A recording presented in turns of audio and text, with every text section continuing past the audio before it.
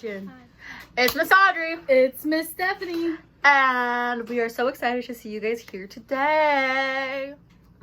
This week we are talking about Joseph. Boop boop. And his dreams and his awesome Technicolor coat. So to begin our story, we kind of have to tell you a little bit about Joseph's family tree. As we talked about last time, there was a wonderful man named Abraham, and they told him that he was going to have a kid. And he did. He had a baby that was named Isaac.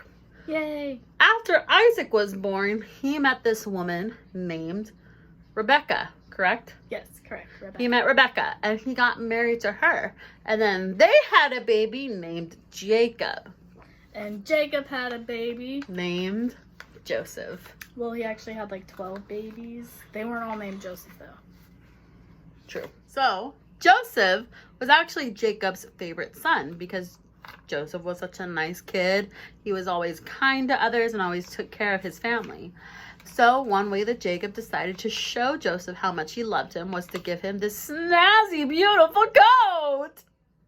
Okay. So, his brothers were getting jealous because Joseph was the favorite and they weren't happy about it. He also got the snazzy coat and none of them did. Right. And he started having some dreams because God was talking to him, telling him about Joseph's future. So, Joseph told his brothers about his dream. And he said, "Hey, I had a dream that we were all collecting wheat, and my bundle of wheat stood up straight, and your bundles of wheat bowed down to my bundle of wheat." And then they started to get really jealous because they didn't like that. So his brothers were all super, super jealous to the point where they're like, "Hey, we're not going to bow down before you. Does that mean that you're going to rule over all of us?" And then Joseph had another dream. In that dream, he saw the sun and the moon and 11 stars bowing before him. It got to the point when he told his family about his dream that even Jacob was really upset about it, being like, "We're your parents. We shouldn't have to bow down to you." So Joseph's brothers were done. They were over it. They had enough. They were like, he got this fabulous coat, and then he had these insane dreams that they decided they were going to do something about it and finally put an end to it. One day, when they were out in the fields, they started beating him up and they tore off his coat and then they threw him down in a little, deep pit. And then they started having lunch and Joseph was sad and he was just like, "Hey guys, help me, help me.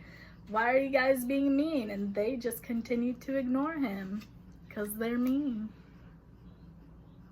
Boo. So, after they sat down to have their lunch, and remember, they're ignoring their brother Joseph as he's crying for their help. "Help me, help me."